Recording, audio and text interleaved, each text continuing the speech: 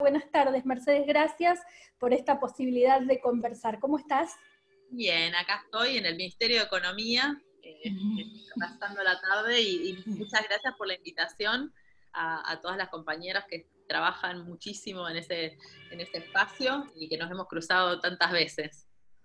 Claro, y realmente desde tu lugar de la Dirección Nacional de Economía, Igualdad y Género, que es algo inédito en esta provincia, no había habido en este país, no había habido en el Ministerio de Economía, incluso muchas recordamos cuando Christine Lagarde le dijo a Caputo, ¿te acordarás por qué no hay ninguna mujer en este equipo?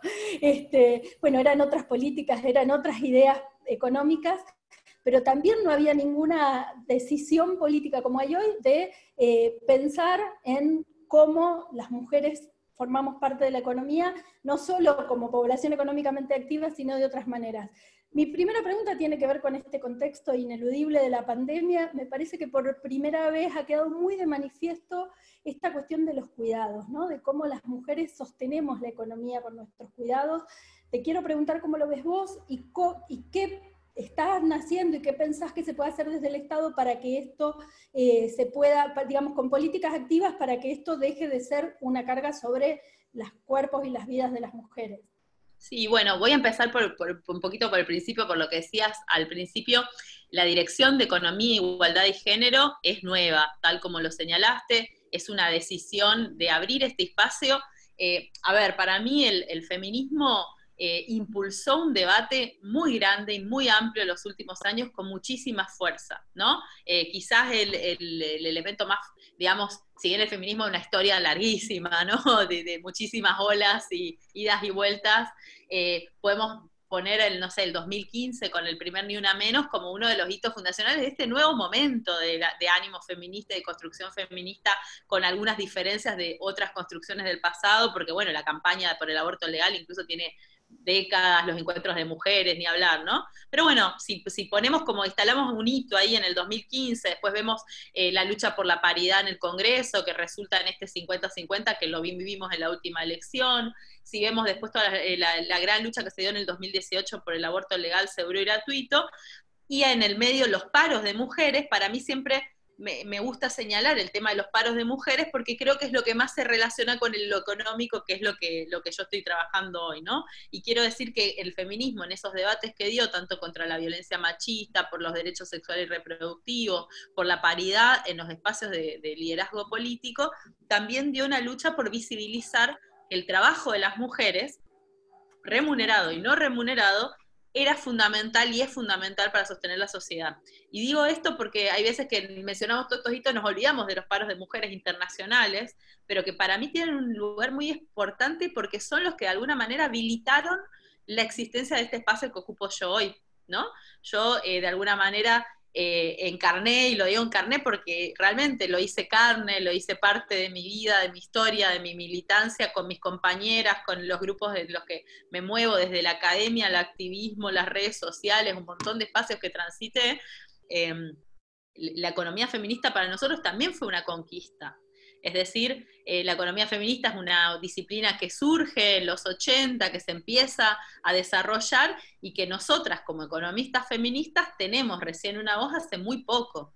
Y para mí es todo un logro, un sueño a nivel personal, pero también creo a nivel social para muchas que hoy tengamos un espacio en el Ministerio de Economía de la Nación en donde podamos pensar y traer todo esto que veníamos debatiendo en nuestras asambleas, en nuestros barrios, en las calles, en las universidades, en nuestros lugares de trabajo, también a las políticas públicas a nivel nacional, porque tiene un lugar institucional y este lugar institucional que va a trascender que esté yo o que esté mi equipo en este momento, para mí tiene una cuestión que es muy importante y que no solo es único en Argentina, sino que también es pionero en Latinoamérica. Es decir, nosotras cuando entramos con mis compañeras nos pusimos a mirar porque queríamos tener lazos, ¿no? Como decir, bueno, a ver qué otros espacios hay como el nuestro para conectarnos, a ver qué hicieron, si podemos dialogar, y la verdad que no hay.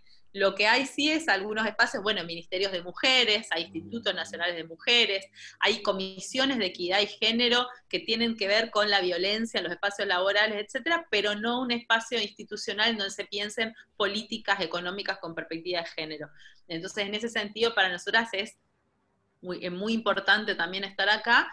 Y como bien decía Sonia, nos toca también en una etapa bastante particular. Hemos pasado varias etapas en donde hemos tenido un montón de situaciones fuertes, y bueno, en Argentina es una economía que tiene ciclos recurrentes. Hoy estamos frente a un desafío inédito, inédito en la historia de nuestro país y en la historia de, bueno, de los últimos, por lo menos, bueno, hoy se compara la crisis que estamos viviendo con la Gran Depresión de los años 30, ¿no? Digo, estamos en un momento muy inédito. Y este momento tan inédito, yo creo que lo que hace es, de alguna manera, iluminar cuestiones, desigualdades y cuestiones que ya estaban presentes en nuestra sociedad. Es decir, nos trajo algunas cosas nuevas, por supuesto, pero más que nada nos mostró o nos puso a la luz un montón de desigualdades estructurales que nos atraviesan en lo cotidiano, que nos atraviesan y que de alguna manera quedaron tan expuestas que se vuelven ineludibles. Y ahí es donde engancho con esto que me decías de los cuidados, ¿no? Bueno, primero la dirección de género la presentamos el 9 de marzo, el día bueno, el otro día del paro de mujeres, ¿no? Por la fecha.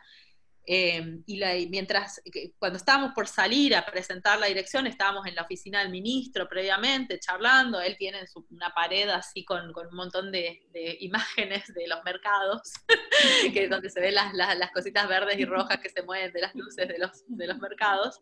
Y me acuerdo que cuando entramos me dijo, Mechi, mirá, estamos con este tema, ¿no? Esto se está cayendo, esta caída de Wall Street es equivalente a lo que pasó en el 2008 con la Lehman Brothers, está pasando algo, no sé si me puedo alejar, ¿no? Como que él no, tenía que ir a hablar y estar en una presentación de 1 hora, pero estaba pasando algo muy grave, ¿no? Me acuerdo, estuvimos hablando un ratito, y fue tan grave lo que pasó ese día que se cerraron los mercados de Nueva York.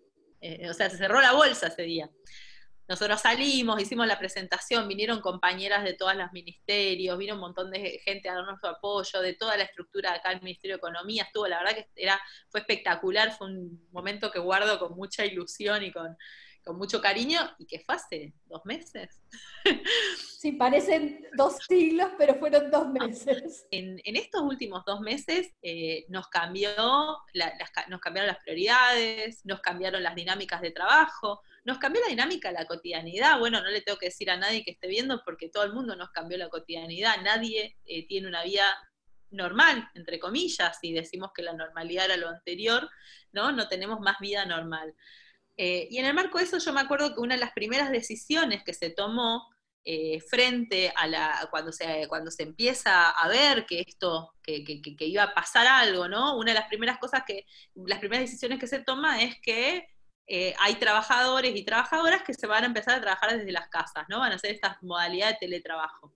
Y entonces el Estado saca una resolución por la cual habilita una licencia de cuidados para personas que tengan niños adolescentes a cargo y que tengan que entonces cuidar, porque lo primero que entra en cuarentena, por decirlo de algún modo, es la escuela. ¿Se acuerdan que se suspenden las clases ante la alerta de que se desparrame el virus? Se cierran las clases, y una de las primeras cosas que hace el Estado, bueno, como los chicos van a estar en las casas, alguien los va a tener que cuidar, le damos las licencias en el sector público a los y las trabajadoras para que puedan cuidar a sus hijos.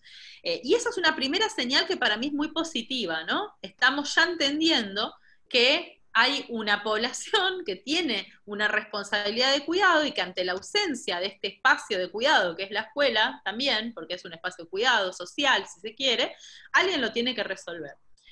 Ahora, a medida que empieza a avanzar la situación y la cuarentena ya es total, por decirla, porque tiene sus grados también esta cuarentena que vamos experimentando, algunas provincias están en fase 4, otras estamos en fase 3, no sabemos si vamos a volver a fase 2, ¿no?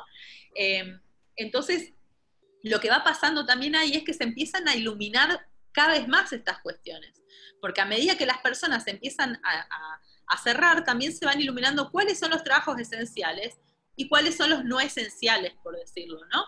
Pero al mismo tiempo, fíjate vos que cuando miramos cuáles son los trabajos, o sea, yo soy economista, ¿no? Las economistas solemos analizar todos en cuánto participa cada sector en el PBI. Entonces yo les digo siempre a mis compañeros, hagamos ese ejercicio, ¿no? ¿Y cuáles son los sectores que están participando y aportando hoy a lo que se produce en medio de la cuarentena? Y ahí te pregunto a vos, ayúdame, ¿cuáles son los sectores esenciales que tenemos habilitados hoy? Y La salud, salud la alimentación, pero el que nunca descansa es el de los cuidados. es lo de los cuidados. Entonces, fíjense que hay muchos que dicen, no, se cierra la economía del mundo, ¿no? Se cierra la economía, cierran las fábricas, cierra la industria, cierra... Y nosotras, las economistas feministas, dice, la economía está más activa que nunca, porque para nosotras la economía de los cuidados es un sector esencial, y ese sector esencial está prendido. Entonces, eso para mí es una gran disputa, ¿no? No digo que la ganamos, ni mucho menos, digo que esa es una gran disputa que estamos dando y que tenemos que seguir dando desde todos los lugares. ¿A qué le llamamos economía? ¿A qué le llamamos sector productivo?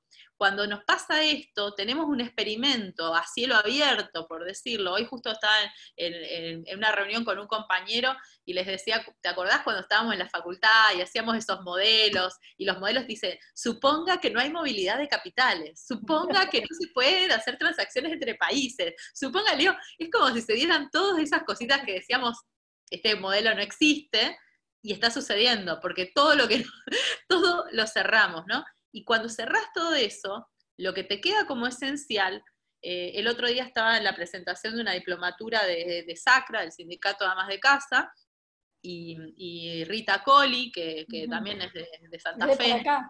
de por ahí, ella decía que fíjense que este virus es tan fuerte y la vacuna que tenemos es lavarnos las manos, o sea, es cuidarnos, es higienizarnos, otra vez nos remite a las tareas del hogar, ¿no?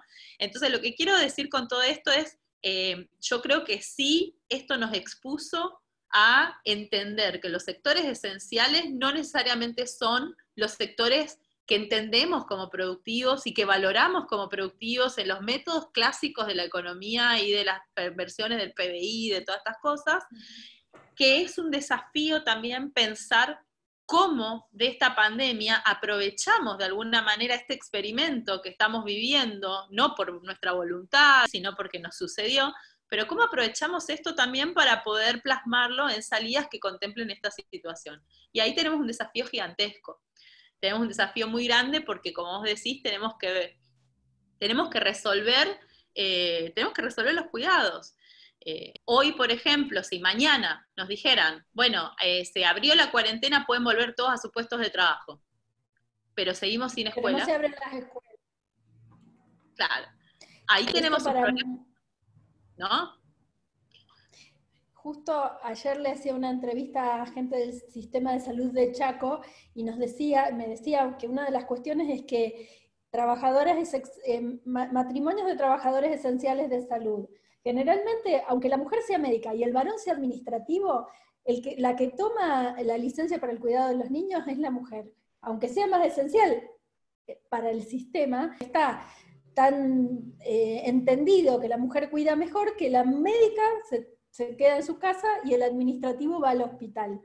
Mirá si esto no significará para muchas mujeres en este caso, por ejemplo, una renuncia a hacer aquello que es su tarea cotidiana.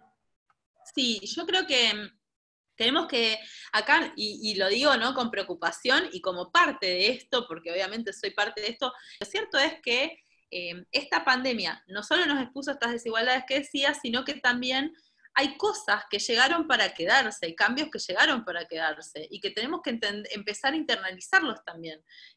Así como internalizamos lo del barbijo, lo del saludo con el codito, la distancia, etcétera, hay algunas cuestiones que hay que ver también cómo las vamos transformando.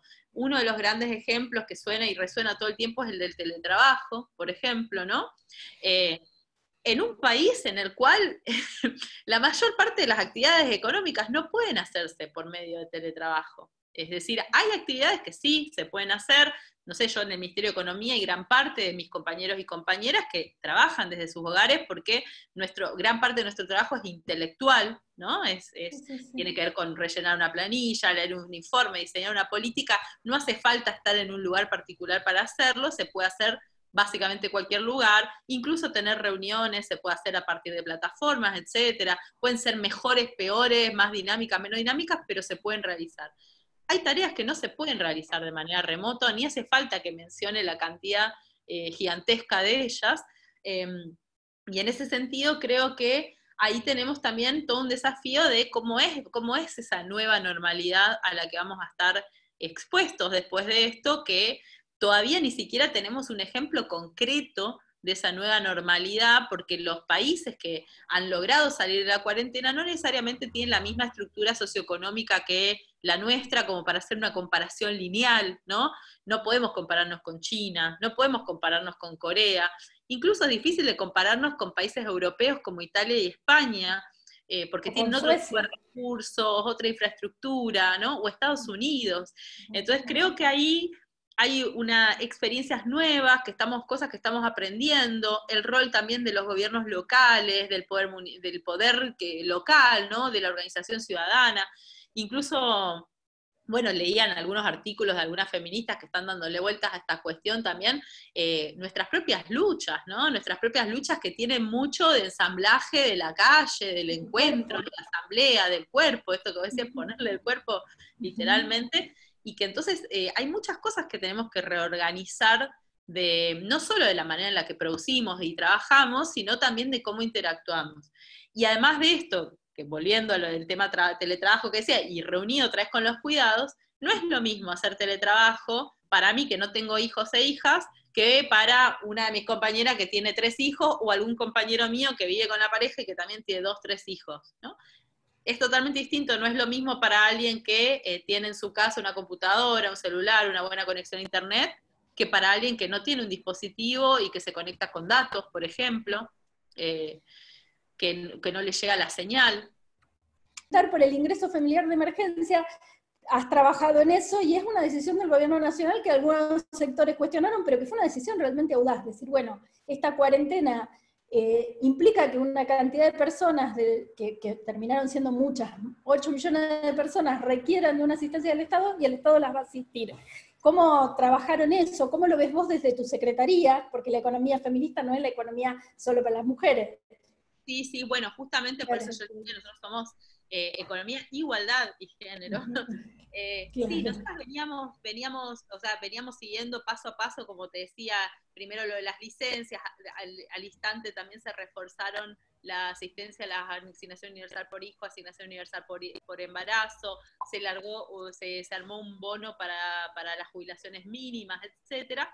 Y de alguna manera lo que empezó a pasar es que nos empezamos también a enfrentar a la situación, como vos decías, hay un montón de personas que el Estado te está pidiendo, te está diciendo, quédate en tu casa, ¿no? El Estado te pide que te quedes en tu casa. Para muchas personas ese pedido de quédate en tu casa, que además es un pedido con determinada efusividad, ¿no? Implica no poder salir a trabajar y por lo tanto no tener ingresos, ¿no? Entonces, de alguna manera, el Estado tiene que garantizar algún tipo de alivio paliativo por esta situación que, si bien es transitoria, tiene un impacto para un montón de familias, que el hecho de no conseguir un ingreso significa, de no salir de la casa significa no conseguir un ingreso. De esa manera empezamos a pensar un poco el ingreso familiar de emergencia. Dando vueltas sobre esa idea fue que nos sentamos también a hablar con el Ministerio de Desarrollo Social, con el Ministerio de Trabajo, con la Jefatura de Gabinete de Ministros, con la ANSES, con la AFIP. Es decir, es una iniciativa que, si bien surgió el Ministerio de Economía, rápidamente tomó dimensión en otros ministerios y una articulación en tiempo récord, te diría, y un acuerdo muy grande de que había que hacer algo frente a ese sector. El problema principal de ese sector es que un sector informal, es un sector informal del cual el Estado no tiene demasiada información, justamente por esta característica de la informalidad, ¿no? Entonces, de alguna manera, si bien nosotros teníamos proyecciones en base a la encuesta permanente de hogares, a los censos, que podíamos pensar más o menos cuántos hogares, cuántas personas, etcétera, lo cierto es que hicimos un cálculo aproximado de cuántas personas podían ser los beneficiarios, que obviamente después fue mucho más, pero no por una cuestión de error de cálculo, sino también por una cuestión de que, bueno, los mecanismos para la inscripción en el medio de la pandemia fueron muy dificultosos. Eso es algo que quizás yo creo que hay muchas críticas injustas, ¿no? Porque lo cierto es que tuvimos que llevar adelante esta política, que es una de las más grandes de transferencia de ingresos que se ha hecho en el país y también en la región en este momento, que llegó, como vos decís, a casi 9 millones de personas, y se hizo con un Estado cerrado prácticamente, cerrado, no cerrado sin trabajadores, pues sí se hace mucho trabajo remoto, como decíamos, pero sí cerrado en la atención al público, en la ventanilla, ¿no? Y además Argentina, que tiene una característica de abordaje de estas problemáticas muy territorial, ¿no? En la cual lo que tenemos rápidamente es la salida al barrio, la recorrida, etcétera, cosas que en el momento que se empezó a implementar esta medida, que estábamos en la parte de la cuarentena más estricta, era muy difícil de llevar adelante. Y por el otro lado tenías personas que tenían que inscribirse y subir sus datos personales, y muchas veces también tenían el problema de la conectividad, y no solamente la conectividad, sino también el acceso a la información. Si bien esto es información que giró mucho por la televisión, por todos los medios, etcétera, nosotras somos conscientes de que había personas que tenían dificultad para entrar a una página web y poner, por más que los datos que pedían eran muy simples, había dificultades para hacerlo. Y esos casos se hubiesen resuelto de una manera mucho más rápida si estaban abiertas la ANSES, si estaban abiertas los puestos de los puntos digitales y un montón de organismos que contribuyen con eso, que no los tuvimos a disposición por el problema de la pandemia.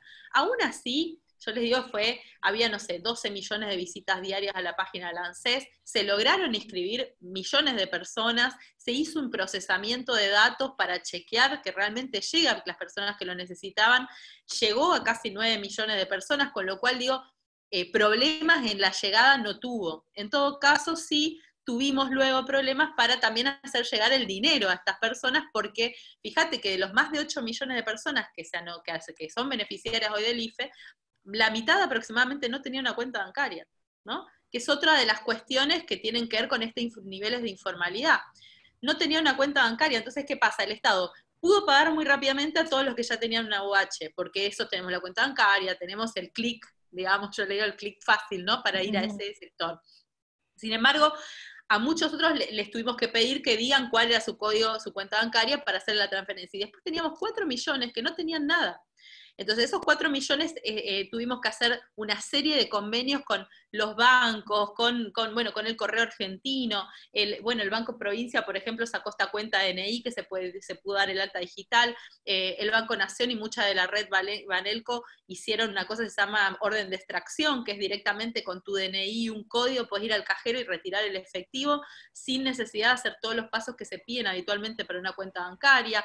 El Correo Argentino se anotaron más de 1.300.000 personas, decidieron cobrar en Correo Argentino, que para nosotros también no es una señal mucha gente tiene quizás una cuenta bancaria, pero no sabe su CBU, entonces no lo pudo declarar, ¿no? Es como que de alguna manera nos iluminó un montón de obstáculos también, que bueno, está tardando en pagarse, pero lo cierto es que ya más de 6 millones y medio de personas recibieron el pago del IFE, con lo cual para mí eso es todo un logro también, porque realmente, no sé, uno ve Chile o ve otros países que no recibieron este tipo de ayuda y ve la situación en la que están también esas personas pasando hambre. Entonces digo, para mí es muy importante que el Estado haya rápidamente podido salir a dar una respuesta, porque si no hoy no sé en qué situación estaríamos. Yo sé que hay muchas personas que todavía están esperando cobrar, porque todavía el correo argentino le lleva su tiempo, porque es un correo, no está preparado para hacer una boca de expendio de dinero, y sin embargo están haciendo un trabajo gigantesco para llegar a todos los que quedan en esa cola. Pero esto trae para mí muchos beneficios, porque no solo que el Estado llegó a un sector que nunca había llegado antes, y llegó de una manera rápida y efectiva, y les digo que casi mejor que como está llegando Estados Unidos. Estados Unidos, Trump mandó un cheque y también tiene los mismos problemas o peores que nosotros para hacerle llegar al destinatario por los problemas que hay de las direcciones, el nombre, si la gente se mudó, etcétera, ¿no? Pero lo bueno es que hoy tenemos una base de datos mucho más completa, que llega a un montón de gente, que eso nos va a permitir también a nosotros ver y poder rediseñar esta política. Además, por ejemplo, nosotros publicamos un informe que está en la página de Igualdad y Género, dentro de la página del Ministerio de Economía, y ahí, por ejemplo, se puede ver que un cuarto de los beneficiarios del IFE son jóvenes menores de 25 años, y ellos son los que tienen mayores niveles de precarización, mayores niveles de pobreza y de indigencia.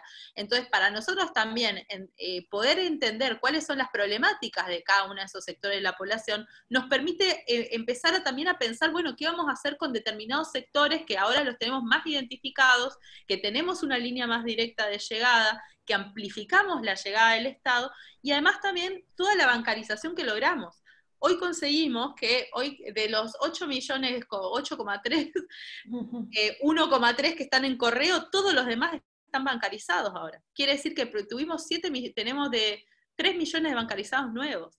Y eso es algo que en el programa que estamos pensando para adelante, inclusión financiera, de dar más herramientas, etcétera, va a ser algo que va a facilitar muchísimo más también la llegada al Estado. Entonces digo, esto que vos decías, que tuvo sus críticas, sus vistos buenos, no sé qué, yo también lo veo en el marco, ¿no?, de la emergencia, que mucha gente lo necesitaba y lo necesitaba urgente, porque realmente lo necesitaba urgentemente, pero bueno, también para mí se hizo en el marco de esto, ¿no? De un montón de limitaciones que tienen que ver con la información, con la llegada, con los mecanismos, y que creo que hoy de alguna manera logramos que todo esto se convierta en que ahora tenemos una herramienta mucho más potente, porque si mañana tuviéramos que pagar otra ronda, por ejemplo, o si tuviéramos que refinar y decir, bueno, a este sector del IFE le queremos dar alguna cuestión especial, un crédito, por ejemplo, ahora ampliaron los créditos a los monotributistas de categoría A y B, bueno, ya los tenemos ahí bastante empalmados en esa serie, digo, el que no tenía cuenta se pudo abrir una cuenta, los bancos mismos tuvieron que avanzar y modernizarse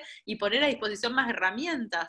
Yo me acuerdo de las primeras conversaciones que tuvimos con algunos bancos, decían, bueno, sí, les damos de alta una cuenta y les mandamos una tarjeta a la casa, y yo decía, ¿cómo le vas a mandar una tarjeta a la casa? Aparte, si le mandas la tarjeta a la casa, ¿cuánto tarda esta señora en recibir la tarjeta? ¿No? Entonces, bueno, tuvimos que lograr convencerlo de saltar el paso de la tarjeta y que directamente me hagan la cuenta sin que yo vaya, ponga la cara, la huella, todos los pasitos, ¿no? Digo, ese fue realmente fue un desafío muy, muy grande, pero que ha tenido un éxito también y un impacto muy fuerte. Nosotros estamos estudiando también, obviamente, haciendo simulaciones y escenarios de pobreza, indigencia, qué situación estaríamos, y la verdad es que el IFE, la política del IFE, tiene un impacto muy grande sobre, es decir, si nosotros no hubiésemos hecho nada, no hubiésemos hecho las transferencias a las jubilaciones, el refuerzo a la UH, la tarjeta alimentar, los créditos a los monotributistas, etcétera, los niveles de pobreza e indigencia se hubiesen disparado muchísimo. De manera transitoria durante la cuarentena, pero aún así hacer pasar por ese agujero negro, digamos, de la pobreza y la indigencia a un montón de personas, hubiese sido realmente dramático, ¿no? Yo creo que estaríamos mirando una foto similar a la del 2001, ¿se entiende? Esto tuvo un impacto muy grande para sostener eso, sobre todo en los barrios más humildes, que son los que hoy también están sufriendo las consecuencias más grandes de que el virus se expanda. Yo te quiero, primero voy a leer, Tani López dice, muy buena oportunidad para intercambiar conocimientos en relación a la economía popular. Quería preguntar si le parece que es más inclusiva en cuanto a género o diversidad. No sé qué pensás vos, Mercedes, de eso, si en la economía popular se ven más niveles de inclusión. Mirá, yo creo que no entendí si estaba haciendo referencia al IFE o estaba haciendo No, me referencia. parece que a la estructura de la economía popular argentina, este movimiento de la economía popular que se ha, sobre todo, profundizado en los últimos 4 años, de sectores de trabajadores informales que se han organizado en economía popular. Y la verdad que no es mi área de, no sé, la verdad que no sabría, me parece que es una pregunta para las economías populares, para quienes están ahí, para el Ministerio de Desarrollo Social, no sabría responder muy bien si no hice la cuenta, digamos, Bueno, de cuán abiertos están o no. y yo te voy a hacer una pregunta que tiene una relación, porque me parece que otra cosa que quedó de manifiesto en la pandemia es un entramado social que tiene la sociedad argentina, donde hay mucho de las mujeres, como sobre todo en los sectores populares, como garantes no solo de su propia alimentación familiar, sino comunitaria. Muchas mujeres que están sosteniendo comedores, bueno, lo vimos dramáticamente en estos últimos días, ¿no? ¿Puede el Estado, te pregunto si es posible pensar que el Estado reconozca económicamente ese trabajo o si es una tarea que hoy no se puede hacer? Sí, mira, yo creo que estamos ahí caminando en eso. De hecho, hay un programa que lo lleva adelante la dirección que dirige Carolina Brandariz, que está en el desarrollo social, que es un programa que se llama El Barrio Cuida al Barrio. Y dentro del programa El Barrio Cuida al Barrio, también hay una línea de cuidadoras, ¿no? Y que le están reconociendo el trabajo de cuidado como un trabajo y lo están remunerando dentro de lo que está en la órbita de potenciar trabajo, del salario social complementario, etcétera. Es decir, yo creo que vamos camino a reconocer algunas cosas. Yo creo que todavía vamos camino a. No digo que estamos firmes en eso, ¿no? Y como vos bien decís, sí, esto, como decíamos al principio, ¿no? Se pone de manifiesto que las mujeres cumplen un rol productivo y reproductivo gigantesco.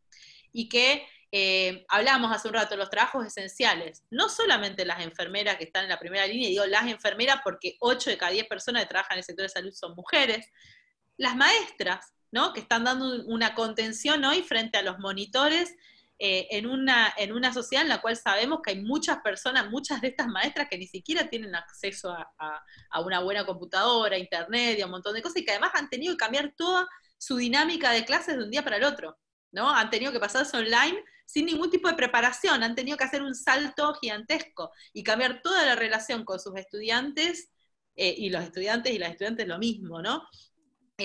Entonces digo, hay un trabajo muy fuerte de cuidado en lo social, a través de la salud y la educación, y también en el ámbito de lo privado, los hogares, con estas trabajadoras que están ahí sosteniendo los hogares. Y ahí es donde digo que tenemos ese experimento en el cual muchas parejas también están ahí encerradas y enfrentándose también a cuál es esa carga y cómo es la distribución de los cuidados al interior del hogar. Y eso es lo que yo digo, tenemos la oportunidad de poder hacer algo con eso. Yo soy parte de la Mesa Interministerial de Cuidados, que la lidera la Dirección Nacional de Cuidados, que está a cargo de Lucía Sirmi, que es en el marco de la Secretaría de la Checha Merchan y en el Ministerio de las Mujeres. Somos como 11 organismos diferentes que estamos debatiendo y viendo esto, porque uno de los grandes desafíos es que la salida de la cuarentena, cuando podamos enfrentar esa salida masiva a nivel nacional, digo, no sea acarreando esta crisis de cuidado que mencionábamos antes, que tiene que ver con la inexistencia de espacios de cuidado, que entre ellos la escuela, pero también los comedores, los jardines materno-paternales, los clubes, los espacios de recreación. Entonces, a mí eso sí me preocupa, estamos en el tema. No lo veo sinceramente tan resuelto ni siquiera entre nosotras, porque también creo que nos desafía a nosotras las feministas que venimos de esta experiencia de hacerlo todo comunitario, ¿no? Ante una pandemia que nos hace que esa no sea una respuesta tan fácil. Nosotras estamos acostumbradas a trabajar esto que vos decís, los comedores, ¿no? Sostener la olla popular, y fíjate que todo eso hoy es problemático en cierta forma. Te llamamos, tenemos la olla popular, pero mejor si te llevas la vianda a comer a tu casa y no compartís la mesa, ¿no? Entonces, ahí tenemos un desafío también de que nos rompe nuestras propias dinámicas con las que venimos experimentando la política. Bueno, esto también debe haber ocurrido, vos sabías imagino que sabías cuando decidiste asumir este cargo, que todo lo que le venía a la Argentina en términos de economía era un desafío, pensar cómo hacemos con esta deuda, porque no sé si pero también imagino, te quiero preguntar, que estás trabajando en cómo imprimirle al presupuesto nacional, que siempre se dice que es la ley fundamental, que es lo que marca cómo es un gobierno, una mirada de género. Si eso lo estás haciendo en lo que va a ser el presupuesto nacional, todavía tenemos una prórroga del 2019, en el que será el 2020, y si lo estás trabajando también con las provincias como Santa Fe. Esa es mi pregunta. Sí, justo ayer salió una foto del ministro con Raúl Rigo, que es el secretario de Hacienda. Venimos trabajando con el equipo de Raúl Rigo, con una dirección que está a cargo de Guillermo Valentino, que es una dirección que viene trabajando con presupuesto con perspectiva de género ya en el Ministerio de la gestiones anteriores, y lo que hicimos nosotras fue rápidamente sentarnos con ellos y decir, bueno, nosotras queremos acá esto que acabas de decir, ¿no? Que en el lugar en donde se distribuyen las partidas presupuestarias y se refleja de alguna manera la política nacional, tener una mirada con perspectiva, pero no solamente en lo registral, que era lo que veníamos hablando con el equipo de Raúl Rigo. No solo se trata de poner varón-mujer, que es el proceso etiquetado, como se le suele decir, sino también ver, nosotras decíamos, lo que nosotras queremos hacer es construir de alguna manera algo. Construir es, tomar la referencia a lo que ya tenemos construido, cuáles son las brechas de género en la Argentina, que sabemos muy bien cuáles son, pero hacer una especie de ranking de cuáles son las más importantes para nosotras, y en función de eso ver si nuestro presupuesto contribuye o no a cerrar esas brechas de género, ¿no? Entonces, en ese ejercicio estamos, porque lo cierto es que hay un camino ya, por suerte, desarrollado, hay una experiencia que nosotros pudimos retomar y trabajar. De hecho, ahora estamos haciendo un trabajo entre 3, 4 grupos casi acá de distintas secretarías, porque nosotras en la dirección nos dimos tipo bueno, uno de los desafíos es hacer que no seamos nosotras las que trabajemos género, sino que todos trabajen género. Entonces, no sé, yo estoy trabajando en inclusión financiera con perspectiva de género, estoy trabajando en cuestiones relacionadas a impuestos, digo, en todos los ámbitos del Ministerio de Economía, nosotras vamos y nos sentamos, charlamos, debatimos, tratamos de conquistar algunas líneas de trabajo. En la de presupuesto en particular es la que se ha armado un grupo más lindo, más nutrido, porque hay mucho interés, hay un trabajo previo, como te decía, y lo que estamos trabajando en eso es, bueno, el presupuesto ahora estamos en una extensión, justo ayer se juntaron el ministro con Raúl Rigo para empezar a trabajar y delinear el próximo presupuesto, y ahí nosotras estamos sentadas en esa mesa con la lupa bien puesta, pero no solamente para poner varón, mujer, cuánta plata para acá, para allá, sino también para poder escribir y mostrar dónde están las políticas de género, dónde no hay, en dónde están los desafíos, con quién tenemos que sentarnos a hablar para que eso mejore, ¿no? También qué partidas hay y hasta dónde se ejecutaron, porque hay muchas veces que están las planificaciones, pero después no se realizan. Entonces, en eso sí, nosotras tenemos, es una de las líneas fundamentales de trabajo de la dirección de género que tenemos, es el desafío que tenemos a full, y justo la semana anterior nos estuvimos juntando con Celia Arena, con su equipo, con el equipo del Ministerio de Hacienda. Hicimos una reunión y estuvimos charlando, justamente intercambiando estas experiencias, porque tenemos la idea de que esto además también podamos trabajar junto a las provincias para aprender de las distintas experiencias que han tenido cada una, de los obstáculos que se le presentan, y también, como hablábamos un poco con Celia Arena, hacer un poco de pedagogía también, ¿no?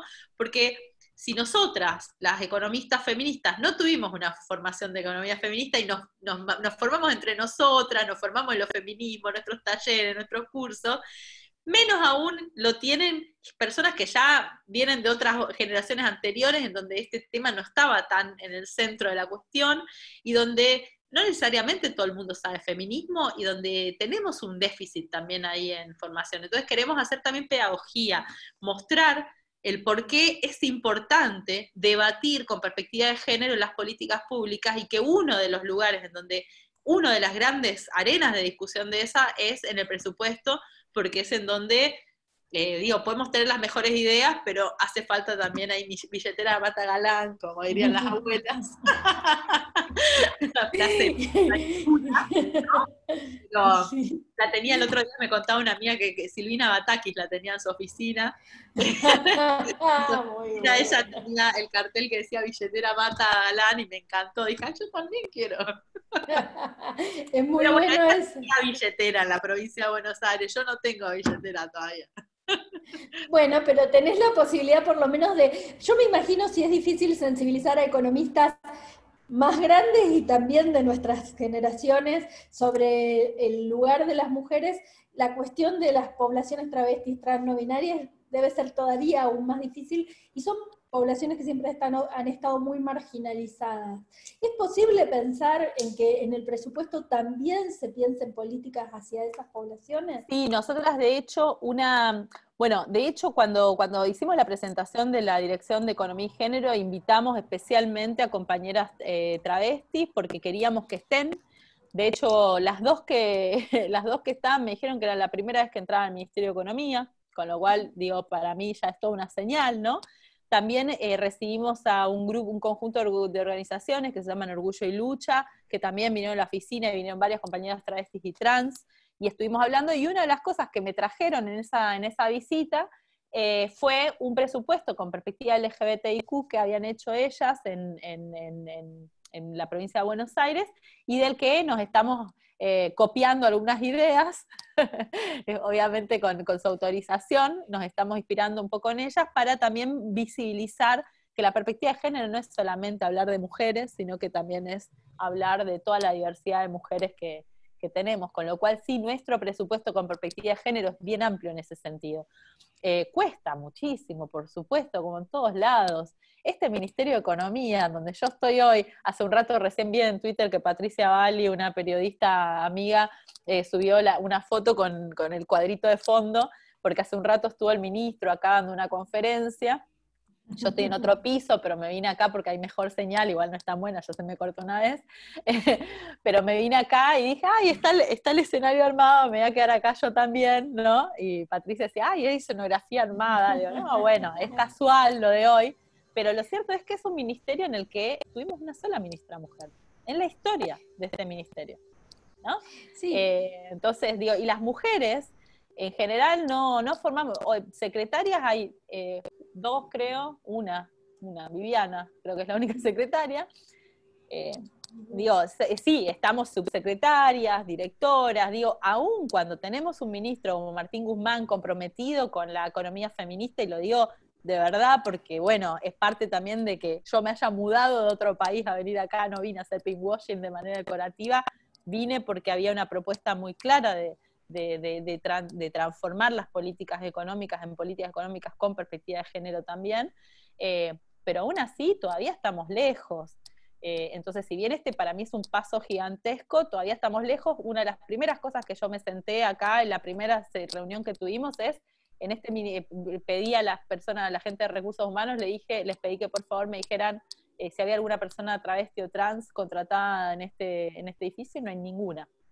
Entonces, una de las primeras cosas que dije es, amigos, acá hay que ser más inclusivos. Absolutamente. Bueno, es un gusto. Última pregunta. Sé que eso lo lleva personalmente el ministro de Economía, que es el gran desafío de esta gestión, toda la cuestión de la deuda. Los feminismos salieron en este 8 de marzo pasado a la calle, cuando todavía salíamos a la calle, con un lema que era la deuda es con nosotras, es con nosotres. Y yo entiendo que una cosa es decirlo desde la calle y otra cosa es tener que llevar adelante la economía de un país. ¿Cómo estás pensando vos desde adentro de la estructura esta cuestión de que Argentina pueda pagar la deuda, pero no se desentienda de la deuda con nosotras y con nosotres?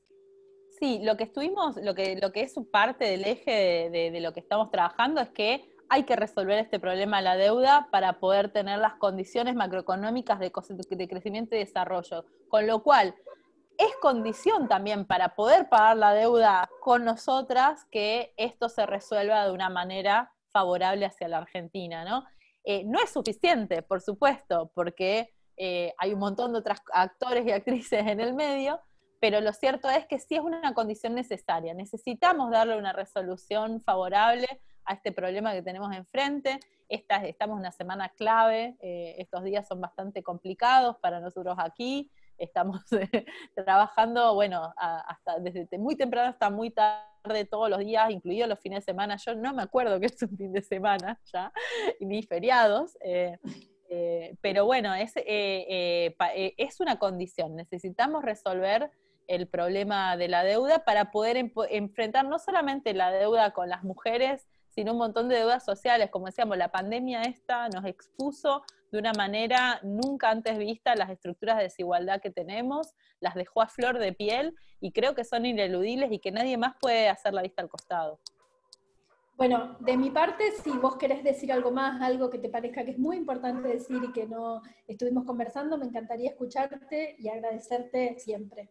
No, les agradezco muchísimo la invitación. La verdad es que la otra vez lo tuvimos que suspender porque estábamos también con el tema de la deuda, con otro vencimiento. Pero que era el día, era el día, justo. Pero bueno, no, la verdad que es todo un desafío. Nada, que tengamos paciencia, que nos cuidemos, y sobre todo a las compañeras y compañeros feministas, hay que seguir dando disputas. La verdad que es muy difícil.